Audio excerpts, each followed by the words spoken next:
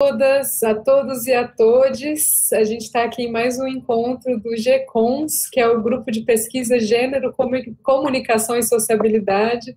Estou muito feliz, me sentindo muito honrada de estar aqui mediando a apresentação da professora Márcia Marques. Queria primeiro agradecer a professora Kátia Belisário pelo convite também para fazer essa mediação.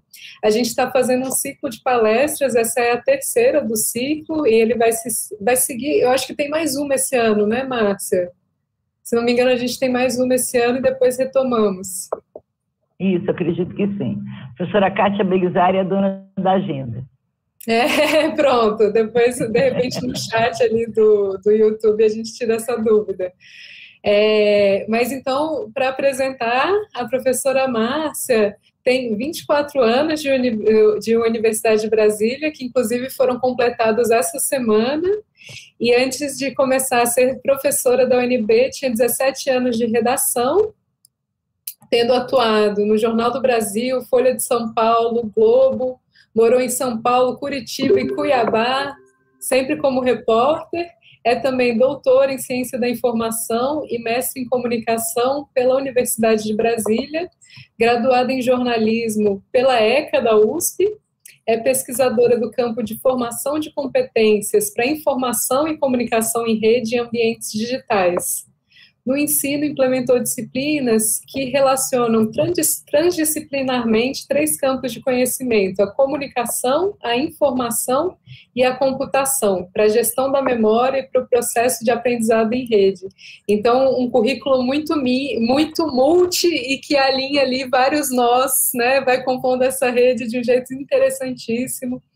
E, justamente, o tema de hoje é redes sobre o enfoque de gênero. Então, já passando a palavra, Márcia, prazer estar aqui com você.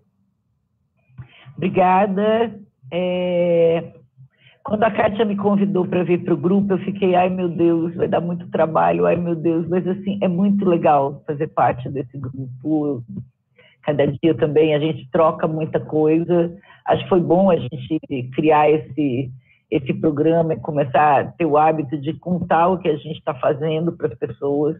Eu acho que isso é bem interessante. Eu quero pedir para a Cris, por favor, abrir o slide. Eu vou colocar o slide, que é mais fácil de ir acompanhando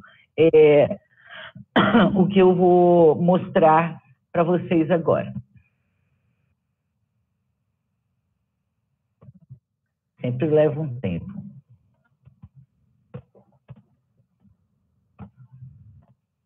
Então, eu vou falar sobre mulheres na complexidade da rede. Esse que vocês estão vendo é um grafo, que o grafo é a representação das relações de rede. Eu vou falar um pouco disso mais para frente, e essa é a do grupo Feministas Brasileiras no Uruguai. Foi a pesquisa que eu fiz e que me levou a uma rede, a uma teia de informações relacionadas ao assunto. Os grafos todos foram feitos pela Beth Almeida, que é jornalista e pesquisadora agora na Fiocruz, está estudando comunicação e saúde em rede. Ela está pesquisando isso nesse momento, e ela que é a minha maga que faz, tira as informações, transforma a planilha em programação visual. Podemos ir, Cris, na próxima, por favor. Então, só para dizer, inverno, primavera, poeta é quem se considera, porque, afinal de contas, hoje é primavera e vale um Paulo Leminski para todos nós, sempre é tempo de poesia. Pode passar para o próximo. Agora vamos começar a apresentação. Então, eu queria dizer que a minha pesquisa, nesse momento, ela está relacionada com 3 tríades do estar em rede. A primeira é essa perspectiva mesmo da complexidade da rede, que reúne o singular, quer dizer, o as relações dos singulares, e às vezes por meio de outros singulares, e o todo. Então, essa questão da complexidade, ela é bastante importante para a gente pensar a rede. O Morin diz que a gente não só precisa reaprender a pensar, ele diz que a gente vai ter que usar a atual estrutura de pensamento para mudar o modo de pensar. A gente precisa começar a pensar em rede e a observar essa estrutura, né? Sempre de tríade, do singular, as relações e o todo.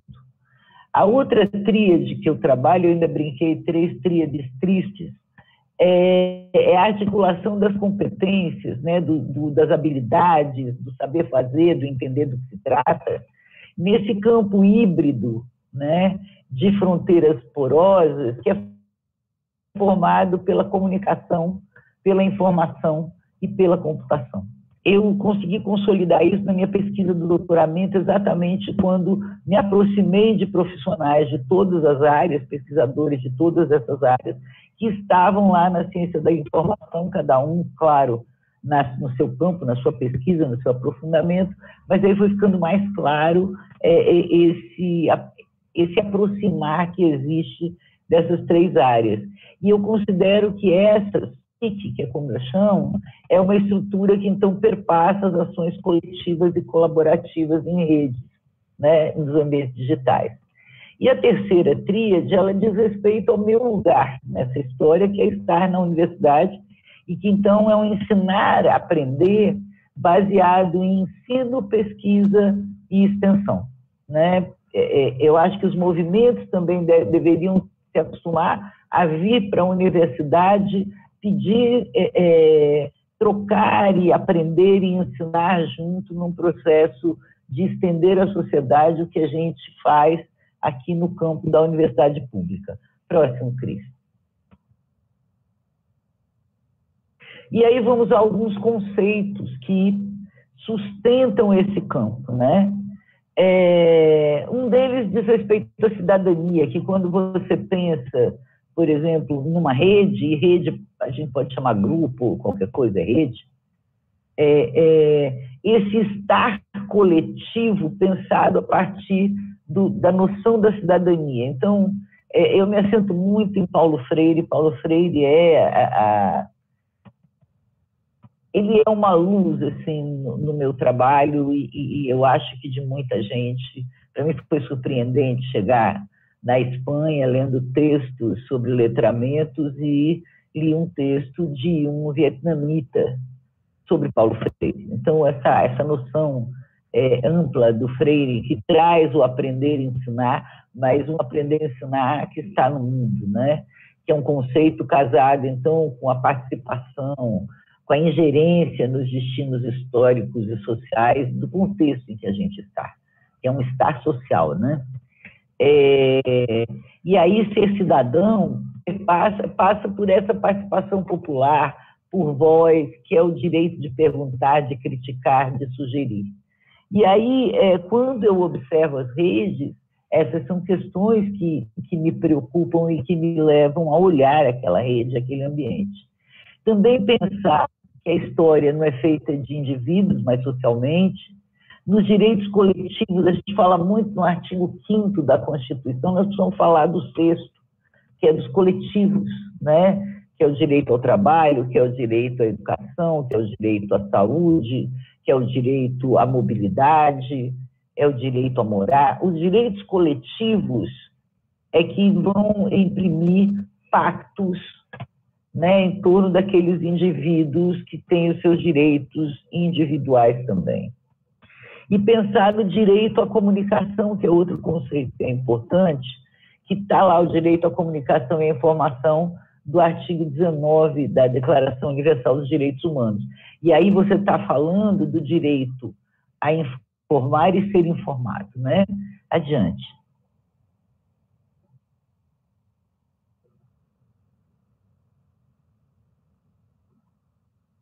Cris.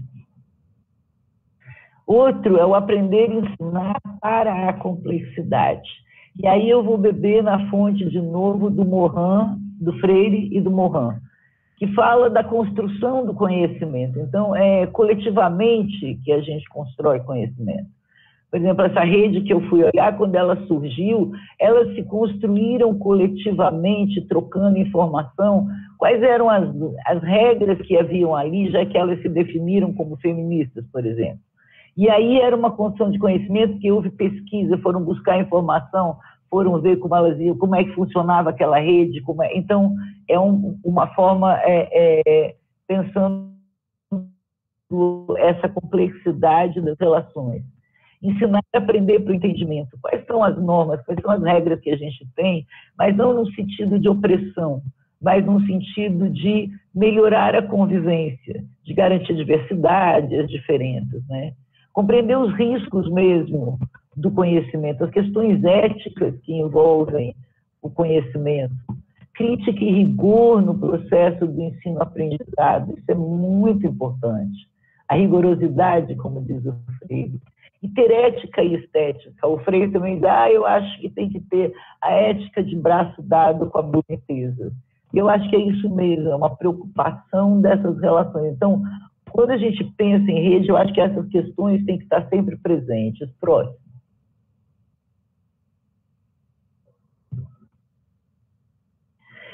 Então, essa é o único grafo que não é da Beth, não é desse estudo, mas eu gosto muito, que é do Marcelo de Jesus, também meu outro parceiro de extração de dados, na minha pesquisa de doutorado. Essa era uma rede de gente que estava estudando segurança da informação, era um curso de pós, lato sensu, que durou 2 anos, era feito lá nos principais ministérios, né, do Brasil.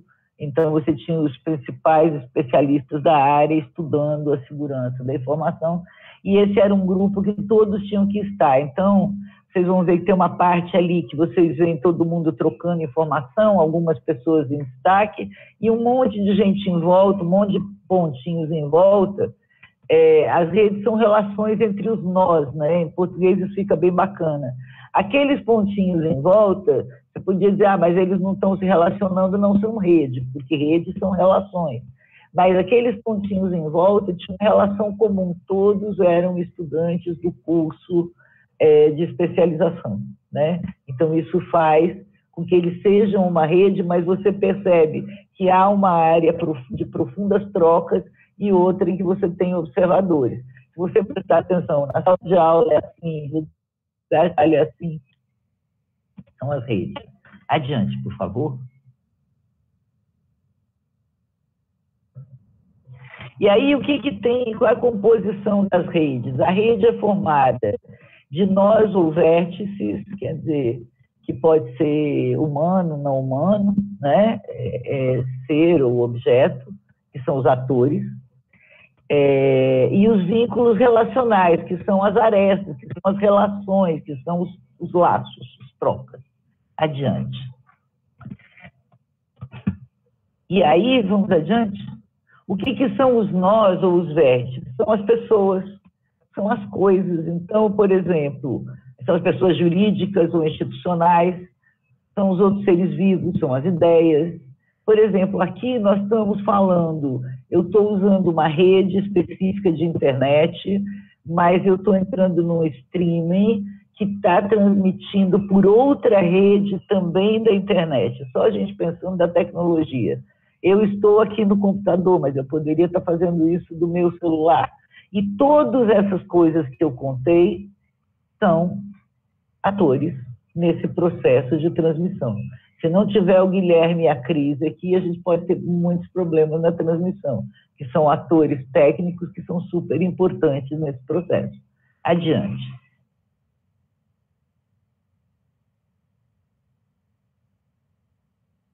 E aí, os nós, eles, estatisticamente, as relações, porque a análise de redes vem da estatística, até convidei um amigo que é da matemática para ele assistir. Vem da estatística, e esses papéis que vocês estão vendo são os papéis que implicam os tipos de relações que você vai fazer na rede, né? Ou você tem um coordenador, que é alguém que coordena aquele grupo, ou você tem um intermediário itinerante, que é alguém que passa e, às vezes, por exemplo, é um casal que está brigando por alguma coisa e vem um advogado, que é alguém de fora, e vem e faz resolve a relação. Pode ser o representante, então alguém que é o representante sindical, ou o representante do conselho da universidade. O gatekeeper, que é aquele que alimenta o grupo com informações confiáveis, os jornalistas são gatekeepers confiáveis, os professores são gatekeepers, né? Você pode ter sistemas que alimentam automaticamente com informação, então também são gatekeepers. E alguém que faz a ligação entre grupos, alguém que não tem nada a ver com nada, mas que liga pessoas diferentes, ou grupos diferentes, ou células diferentes. Adiante.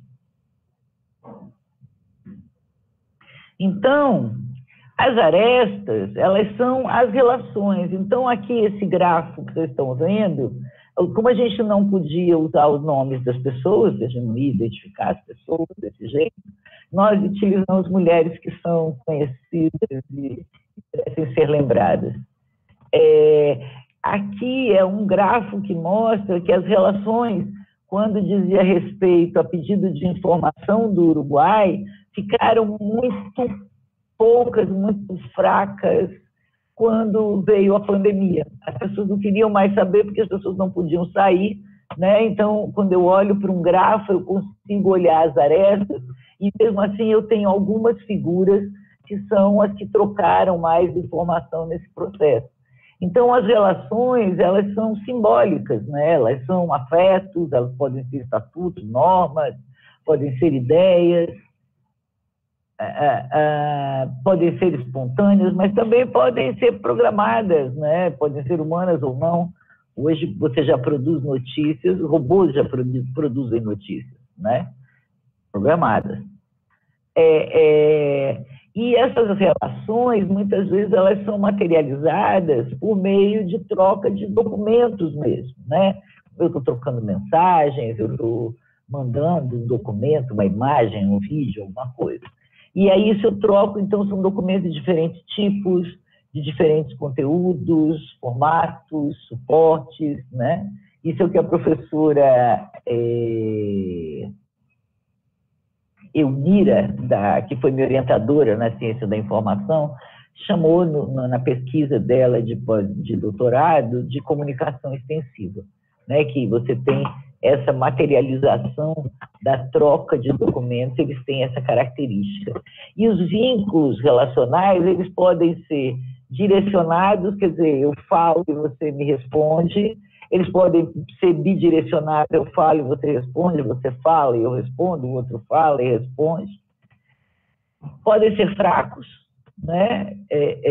Podem ser fortes, porque tem uma intensidade, podem ser densos, porque daí é um grupo que troca uma quantidade de informação muito grande. Adiante, por favor.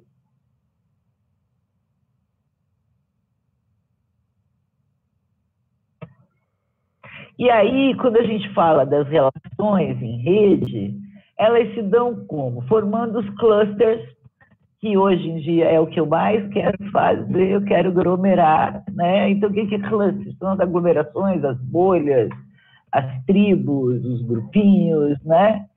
E que as redes, todas as redes formam.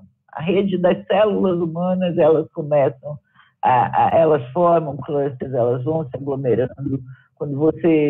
Quando vai formar o bebê, então as células se agrupam, umas se agrupam, viram ossinhos, outras se agrupam, viram pele, outras, entendeu? Então, a gente tem que entender a complexidade nessa dimensão.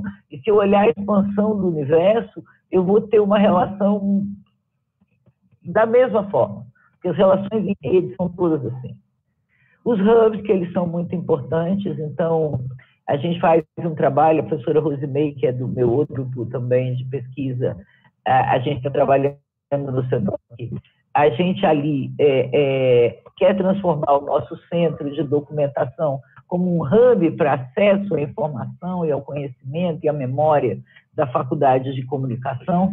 Então, é você pensar nos centros de conexão de informação, e isso é uma coisa que as redes têm. Hoje, os grandes hubs são as plataformas, já foram, era a TV, que era, na verdade, que era um hub que só emitia, né? Que é a comunicação que você tem antes dessa comunicação em rede tão intensa.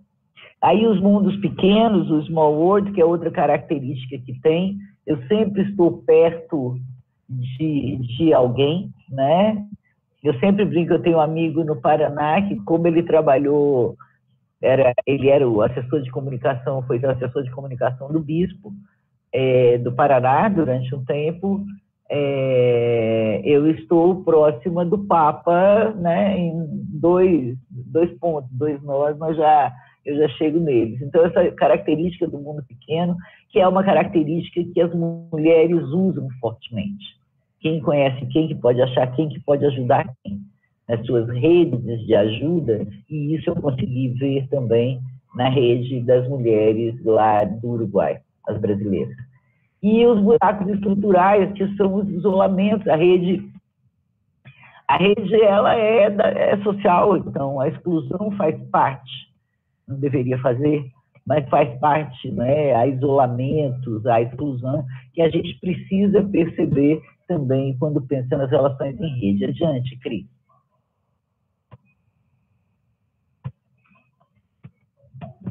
E aí, pensando nas redes de mulheres, já indo para onde a gente vai conversar, desculpem, está muito seco. Normalmente a gente vai falar das 3 ondas, né, que você tem no século XX, final do século XIX e século XX, do feminismo, né? Então, no fim do século XIX até a Segunda Guerra, do século XX, a gente vai ter as sufragistas, o direito ao trabalho e à educação. No caso, você tem, inclusive, 2 movimentos. Um movimento branco, hétero, burguês, que vai trabalhar discutindo a questão da mulher ter direitos porque é cidadão, porque somos seres, um movimento igualitário. E o direito ao trabalho e à educação é dos movimentos feministas de trabalhadores, né? A gente não pode esquecer que no início do século XX você tem a Revolução Russa, porque você tem um movimento comunista organizado no mundo e que traz a pauta das mulheres, né? E aí as mulheres conseguiram direito ao trabalho desde que fosse ao duplo trabalho, que é o que a gente luta até hoje para acabar, né? A partir dos anos 60, a gente então vai ter uma intensa produção teórica, mas também fruto das mobilizações pelo mundo. Você vai ter tanto o movimento negro, os Panteras Negras organizados nos Estados Unidos, mas você também vai ter, antes disso, na França, por exemplo, movimentos também nas ruas. Você vai ter uma Simone de Beauvoir, que é fruto desse movimento na França. A partir dos anos 80, eu acho que a gente começa a ter essa compreensão dos feminismos como fruto dessa diversidade de gênero. Isso é um avanço. Então, essas são as 3 ondas que normalmente a gente vê. Mas o que a gente vê hoje? Hoje, principalmente, você tem uma importância do feminismo latino-americano, né? E a gente tem Lélia Gonzalez como grande nome, né, que desponta, e a gente começa a ver essa visão, até essa noção do que é esse feminismo neocolonial. E aí, porque isso para mim é importante? Porque isso também é importante lá no Uruguai, que tem um movimento feminista fortíssimo. Fortíssimo. Adiante, por favor.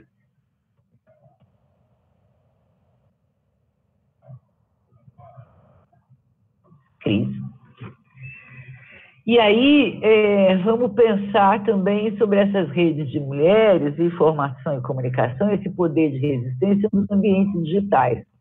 Em 1985, vai surgir o chamado Manifesto Ciborgue, que, aliás, ela usa esse nome exatamente por conta do Manifesto Comunista mesmo, do Marx. Ela era socialista, bióloga e socialista, feminista, filósofa, e ela propõe se pensar, a partir de uma perspectiva feminista, a influência da ciência e da tecnologia no final do século XX sobre as relações sociais.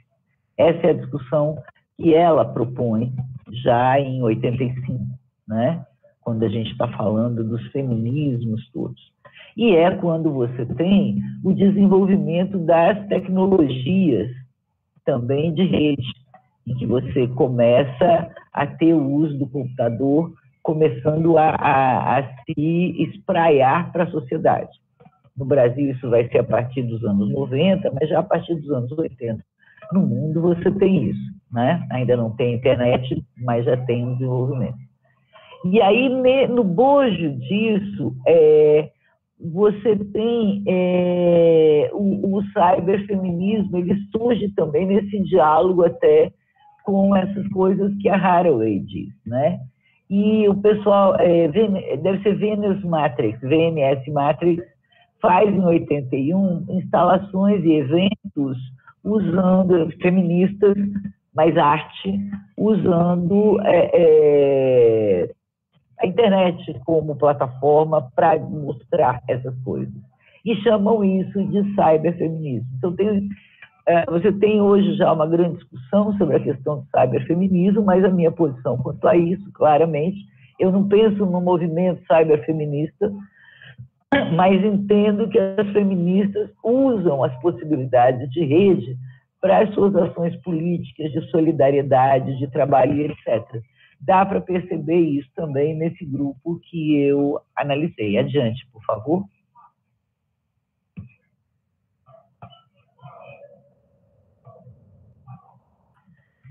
E aí, falando um pouquinho no Brasil, a gente vai ter uma explosão do uso das tecnologias para impulsionar as questões das mulheres no Brasil em 2015, que é identificado, que é considerado, inclusive, a primavera feminista, que é quando as redes começam a ser utilizadas.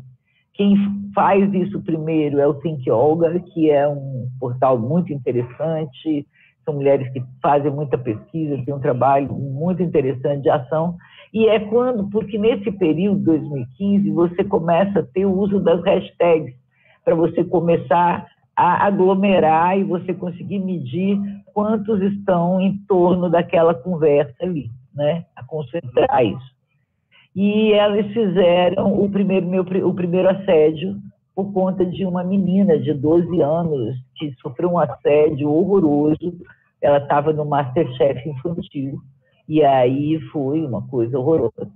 E é nesse mesmo período que surgem outras hashtags, que foi Meu Amigo Secreto, que envolve denúncias de assédio de professores a alunas. Nós tivemos denúncias aqui na universidade, na nossa faculdade também. Mexeu com uma, mexeu com todas, e muitas atrizes também fizeram quando denunciaram assédio. Mil na Menos, que foi uma campanha que nasceu na Argentina, depois aqui virou Nenhuma Menos, ganhou nomes outros, mas que tem a ver com o feminicídio. E Ask Her More, que foi quando no Oscar as mulheres foram todas de preto e pediam que eles perguntassem mais do que sobre vestidos e joias. Então, essas ações em rede, elas serviram para mostrar as violências que as mulheres sofrem pelo fato de serem mulheres, e que isso ocorre em todo canto do planeta.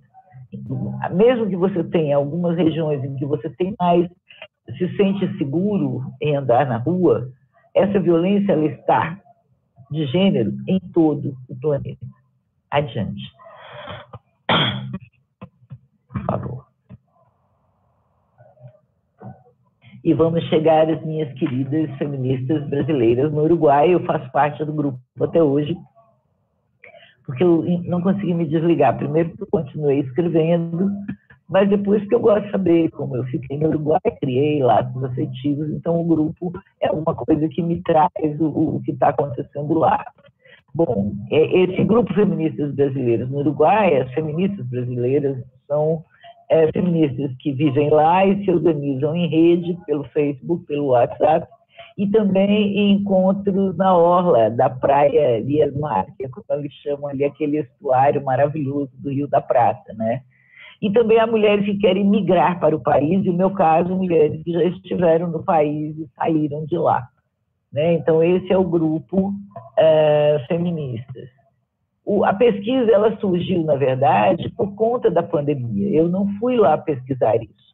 Eu fui fazer o meu pós-doutorado, quer dizer, pesquisar isso, rede, sim, mas não pesquisar as feministas. Eu fui para lá para fazer tentar mostrar como é que a gente podia aplicar o modelo.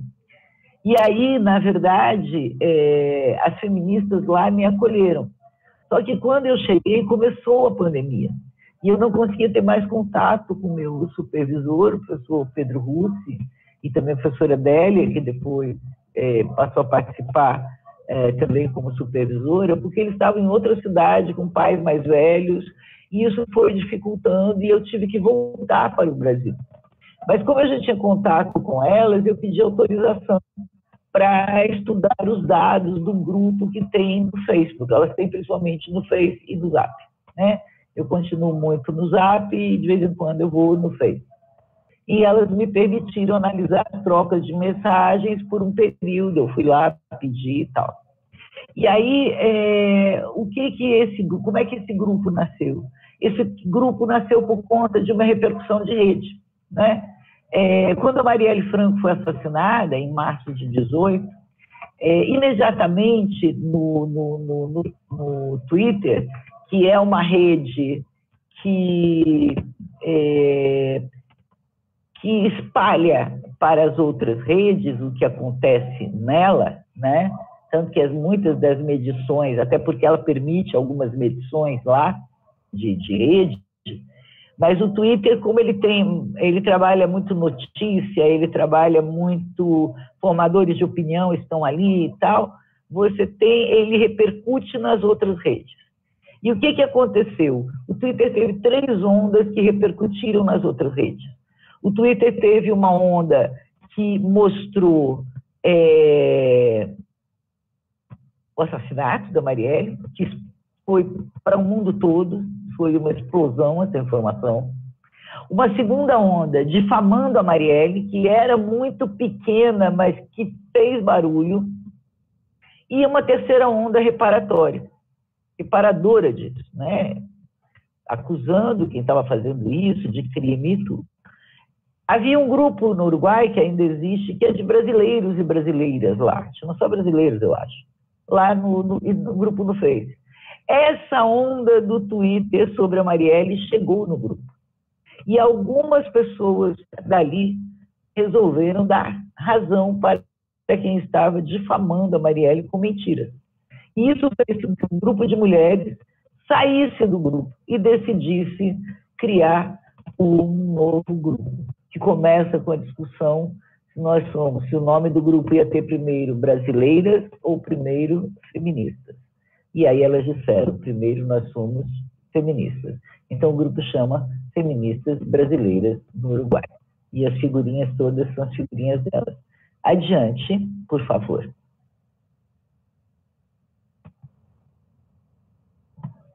Então, eu analisei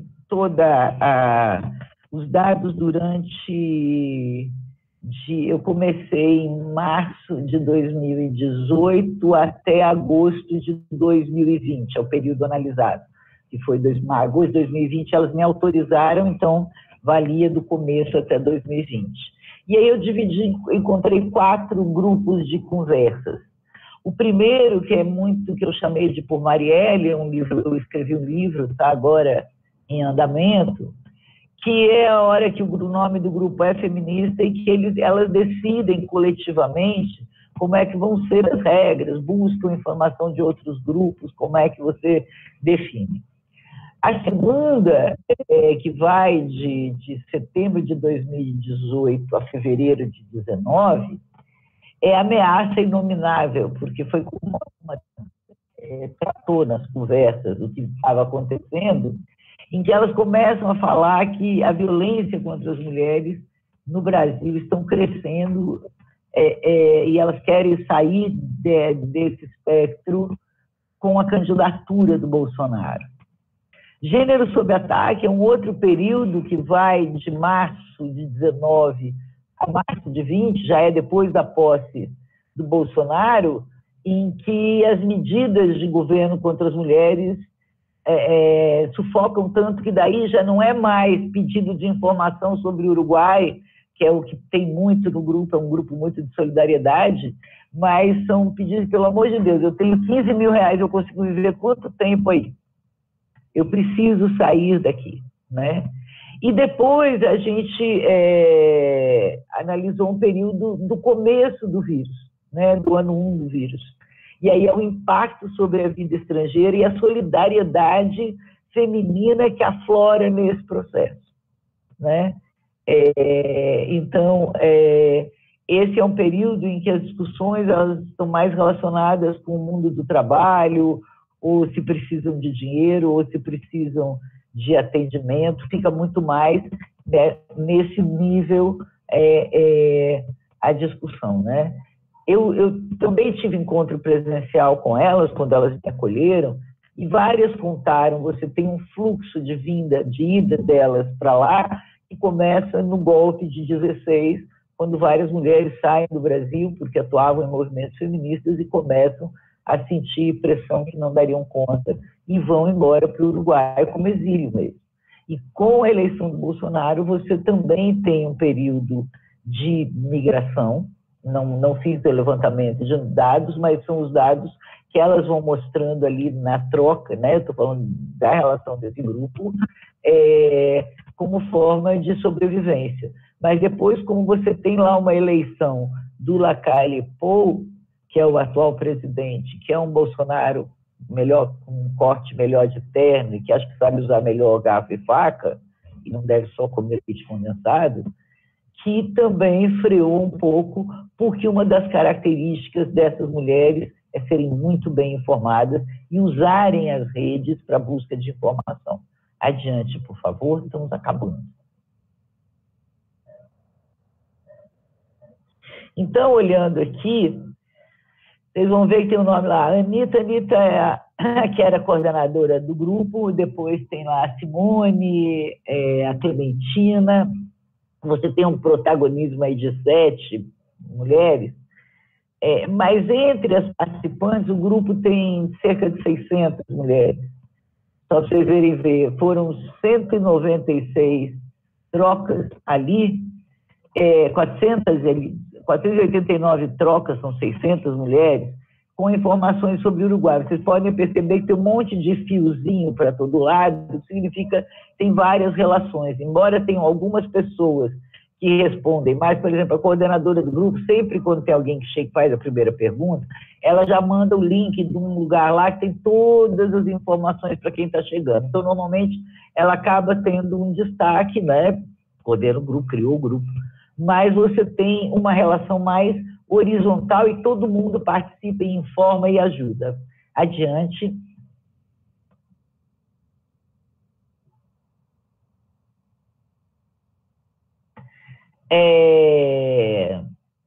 Quando criaram o grupo, a questão da discussão de gênero vira intensa. Então, dá para perceber que você tem ali a coordenadora centralizando, porque ela juntava as coisas, trazia de volta, mas se percebe que tem traços bem fortes, o que indica troca intensa, né, de informação sobre a questão de gênero. Adiante, por favor. Mas sempre muito capilarizado, isso é bem interessante. E aí, mais algumas observações, é que os diálogos que eu consegui observar nesse período mostram mulheres bem informadas, são feministas mesmo, falam de autoras feministas, sabem o que se passa no Brasil em termos de política, gênero, né? Parte delas também são muito bem informadas sobre a América Latina, especialmente Uruguai, Chile e Argentina, além do Brasil, né? Também falam dos mesmos assuntos. Elas demonstram habilidades para uso de dispositivos e, quando não sabem, sempre conseguem ajuda na rede. Tinha um caso de uma mulher que estava fugindo da violência do marido, que não sabia, nunca tinha entrado num grupo de Facebook. Foi a filha que entrou e ela usou o perfil da filha para conversar com o grupo, e o grupo logo ajudou a resolver, porque acolhimento também é um nome importante na relação entre mulheres. Era isso que eu queria mostrar. Pode passar a próxima, só para... Queria agradecer, e daí estão os nomes do Pedro, Célia, Beth, Pablo, Osimar, Ana Carolina, Ana Caroline, Kátia, Lara, Isis, Carol, Aureliano, feministas brasileiras, ao povo da FAC, do Face, do Zap, porque foi isso que me permitiu fazer essa pesquisa, né? Foi toda essa relação que me permitiu chegar a esses resultados. Obrigada. Pode tirar o slide. Obrigada. Muito legal, Márcia. Super interessante a pesquisa. Obrigada por compartilhar. E é isso que você falou no início. Eu acho muito bom essa criação de espaços para a gente saber o que as outras professoras da FAC também estão pesquisando. Às vezes a gente não consegue formar tanto esses espaços. Então, eu acho que o GCOM está sendo uma forma de trabalhar isso, da gente poder falar um pouco sobre nossas pesquisas, compartilhar. E tem essa potência do online, apesar de tantas limitações, tantos desgastes do online, eu acho que tem esse lado que a gente pode colocar como positivo, sendo um pouco poliana aqui, né? Márcia, já tem aqui algumas perguntas que foram enviadas lá no YouTube. Diga. A gente tem 2 perguntas da professora Rose e uma pergunta da professora Kátia. Eu vou ler a primeira da Rose, que é: no país em que estamos entre parênteses, vivendo, qual é o ponto de convergência em que as feministas se somam, apesar das interseccionalidades?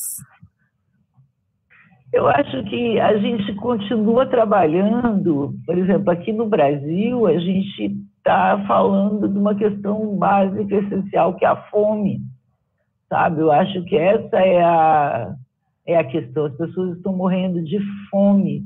Então, eu acho que é um momento em que a gente precisa se organizar. Por exemplo, essa é uma característica que eu tenho visto nos grupos das mulheres. Eu até ia falar e tinha esquecido, mas acho que a Rose trouxe bem. Por exemplo, esse grupo lá das mulheres, nós juntamos dinheiro imediatamente quando se soube que foi informado que tinha uma estudante de medicina brasileira que teve Covid, estava na UTI e ela morreu. A gente conseguiu levantar o grupo, fazer um levantamento que negociou com o dono do apartamento, ele cobrou só metade do aluguel, a gente conseguiu juntar o dinheiro para pagar, a gente entrava em contato com a família, mas a família parece que havia alguns problemas ali de aceitação e não ficamos nisso. Conseguimos mandar coisas que ela precisava, e depois que ela faleceu ainda sobrou dinheiro, e aí a gente conseguiu pagar um enterro bastante decente, teve transmissão que foi assistida, o que sobrou, como ela trabalhava no hospital com crianças, foi levado para crianças que estavam com Covid, enfim. E aí eu tenho percebido que em outros grupos de mulheres, além da questão da violência, assim, parem de nos matar, por sermos mulheres, parem de nos matar, né? Essa questão da sobrevivência mesmo, mais mínima, tem ocorrido. Eu estou num outro grupo de feministas, que é bem interessante, eu caí meio lá por acaso, mas daí eu fiquei porque eu achei muito interessante.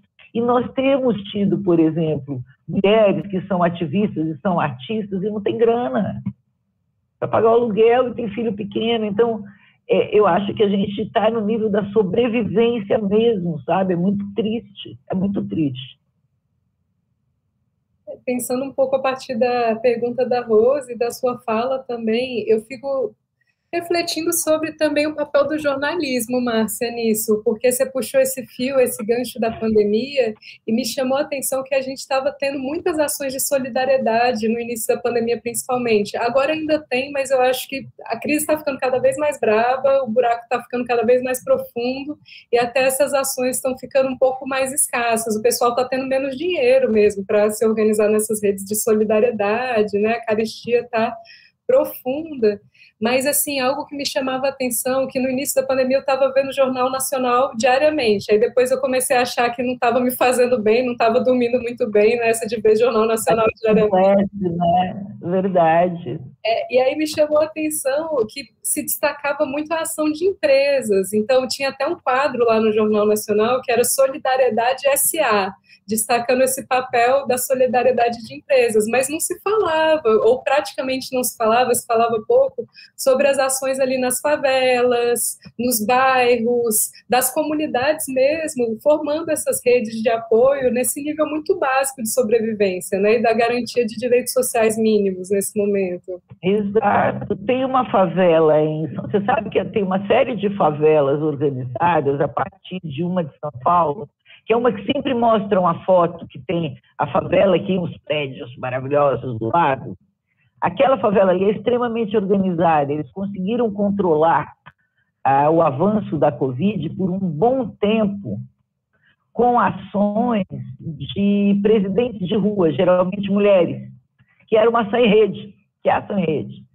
E já começaram, assim, mulheres que aprenderam a fazer máscaras para poder distribuir para as outras mulheres.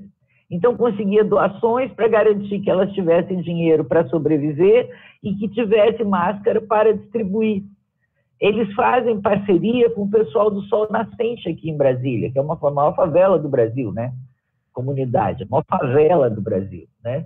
E aí, essas ações eram assim, se tem alguém doente, por exemplo, como é que você faz numa comunidade? Quer dizer, aqui em casa faz o quê? Eu moro num apartamento grande, meu filho pode ficar num quarto isolado, né? Numa casa. E no lugar onde moram 5, 6 pessoas em um cômodo, como você isola alguém? Então, se criavam áreas de isolamento e tiravam o doente de lá. E o levantamento era, tem o que comer, tem dinheiro, tem máscara, tem álcool, né? Então, só que isso cresceu tanto a necessidade, é só a gente olhar na rua, que ficou complicado, como você está dizendo, contribuir com isso, né? Mudar isso.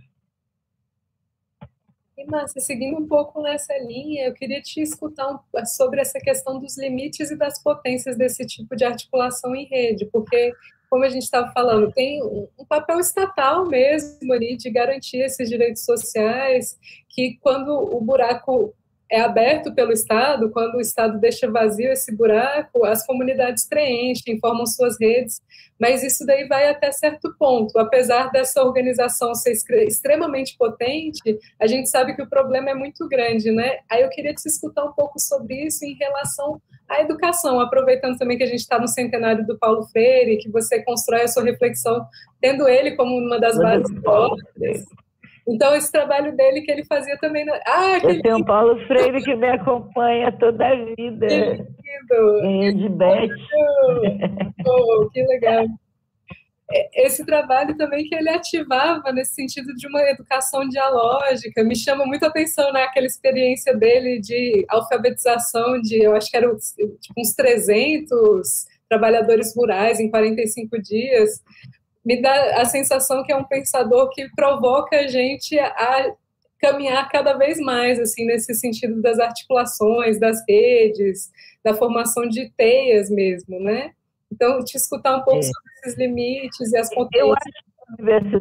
Eu acho que a universidade tem um papel, a extensão, né? E a gente pensando em ensino, em extensão e pesquisa, tudo imbricadinho, né? Não é cada um numa caixinha. Tem um papel muito grande nessa questão que você está falando de ampliar, né, o aprendizado. Eu estava lendo sobre essa experiência de Angicos, do Freire. É assim, foi muito legal, mas não foi, porque tinha um problema muito sério no que o Freire propunha. Por isso que o Bannon fala mal do Freire lá nos Estados Unidos com o Trump, entendeu? É por isso que a extrema-direita odeia o Freire em todo canto. Que ele fala de uma educação emancipadora. Então, essa é a educação crítica, ela é muito difícil de você entender, né? Porque ela normalmente... a gente está acostumado que o professor sabe tudo e ele ensina tudo e a gente leva aquilo para casa. E aí, o que aconteceu, por exemplo, que eu estava assistindo um documentário esses dias, é que aquelas pessoas lá que ele alfabetizou viraram lideranças. Viraram lideranças comunitárias, viraram lideranças sindicais, viraram lideranças lá na área do campo. E isso não interessa. Tanto que eles queriam, ainda no tempo, é o Vefor que conta isso, ainda no tempo ainda não tinha sido dado o golpe, ainda era o vice que virou presidente, eles queriam fazer a educação assim, mas que não fosse bem assim, porque eles queriam, na verdade, formar currais de eleitores. E isso é muito diferente. Por isso, quando eu falo que a gente tem que trabalhar, por exemplo, o trabalho que a gente faz na FAC, com apoio da Dione, que é maravilhoso, e participação de várias pessoas, levar para a sociedade o que a gente faz, é importante que eles também se apropriem do conhecimento. O conhecimento não pode ser só nosso, então o nosso papel é esse, não é só meu, é nosso, é da sociedade. Nós, então, de universidade pública, que quem banca a gente é o Estado, e o que é o dinheiro do Estado, se não o dinheiro nosso? Né? E aí, por exemplo, eu vejo assim, os governos Lula e Dilma criaram muitas coisas interessantes. Criaram espaços que tinham auditório, sala de computação, não sei o que, não sei o que, não sei o que. Mas isso não ficou, os pontos de cultura que são maravilhosos, mas eles não se espraiaram, a comunidade não se apoderou daquilo, não virou dela. Sabe, a gente, é assim, eu faço, fica todo bonitinho, mas você não entra, não suja aqui, hein, que você vai entrar. Então, as pessoas não se sentem donas, a gente precisa mudar isso. A gente precisa sair do castelo, a universidade não é um castelo. Nós não somos seres super qualquer coisa. Nós somos seres que estudamos mais porque temos que dar aula, e se a gente não estudar mais, a gente não faz sentido estar aqui. Né? Uma parte é isso, outra é porque a gente é doido e adora estudar, tá bom. Mas isso não nos torna melhores, superiores a nada, que é isso que o Paulo Freire fala. Ele parte de qual é o seu interesse, né? Quais são as palavras geradoras de movimentação, é isso que a gente precisa saber, que foi aquilo, o que a Rosinei perguntou. Então, qual é a palavra geradora? É fome, é comida,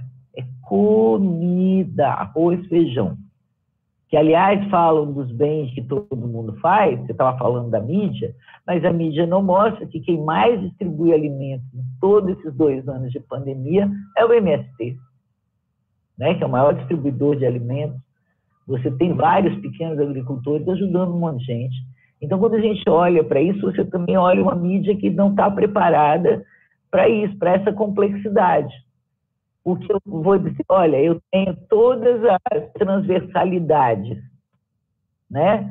Mas eu tenho essas transversalidades dentro de um sistema que é majoritariamente, hegemonicamente capitalista e que tem divisões, diferenças e exclusões muito grandes. Totalmente. Já chegaram outras perguntas aqui, aí eu vou vamos lá para a segunda, que é a pergunta da Kátia. Ela quer saber um pouco mais sobre essa rede feminista brasileira, #ele não. Alguma parceria com a rede feminista do Uruguai? É porque, assim, na rede ali, algumas das participantes são integrantes de movimentos feministas, outros, vários, no Uruguai, né? Mas todas participam. Então, as feministas brasileiras encamparam o Ele Não, que foi chamado por outros movimentos feministas, entendeu? Elas ainda não são um movimento organizado, mas elas, tanto que toda vez teve várias manifestações em frente à Embaixada Brasileira, teve agora de novo. Todo aniversário da Marielle tem, todo 8 de março tem, todas as questões sobre feminicídio tem, tá? Então, a Embaixada Brasileira, as feministas brasileiras no Uruguai vivem lá dando muito trabalho, que eu acho é bom. Né? Importantíssimo dar trabalho. A Rose, ela também publicou mais 2 perguntas lá no YouTube. A primeira pergunta, em relação aos aspectos socioculturais, quais são as principais diferenças no modo de se expressar, aí entre parênteses, esse artivismo dessas redes feministas uruguaias e brasileiras? Olha, o que dá para sentir, o que eu senti do movimento feminista uruguaio, e que acho que essas brasileiras que foram para lá logo se integraram, é um movimento forte, é um movimento aguerrido. Então, por exemplo, a questão do aborto é uma questão resolvida há muito tempo no Uruguai. A questão da saúde da mulher, ela é muito respeitada, ela é muito forte. E, assim, eu participei do 8 de março lá, né? 20, né? A gente não sabe mais em que ano está a pessoa, no ano da pandemia. Eu fui no 8 de março e, assim, elas tomam as principais ruas de Montevidéu. A principal avenida de Montevidéu fica lotada.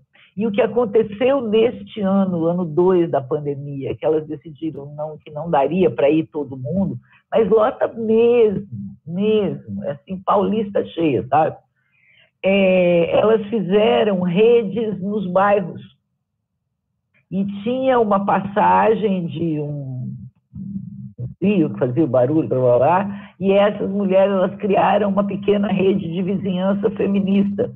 Tô aqui, iam te avisando, e marcaram pontos de encontro. Então, o 8 de março esse ano foi descentralizado, mas foi unificado, foi descentralizado do ponto de vista de rede. Então, essa é uma característica, o feminismo uruguaio é bastante avançado e brabo, eu gosto muito, elas são bem aguerridas mesmo. Eu fiquei muito encantada com o movimento lá.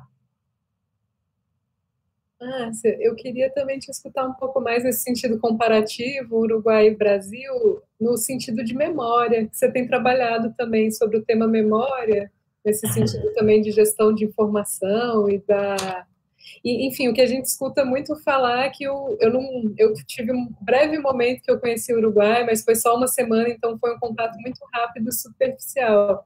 Mas o que a gente escuta de países como Uruguai e Argentina é que lá você tem outro tipo de política de memória, inclusive nesse sentido da justiça de reparação em relação a memórias da ditadura. E o que você percebeu de nuances ali comparativamente com o Brasil nessas políticas de memória? Eu não pude participar muito, mas, por exemplo, eles continuam fazendo as manifestações, tem uma marcha do silêncio, essa eu não participei, que eles saem silenciosamente pelas ruas para lembrar dos mortos, né, que a ditadura lá também foi bastante sanguinária. E eles saem e cobram, você teve prisões, né, essas questões são diferentes.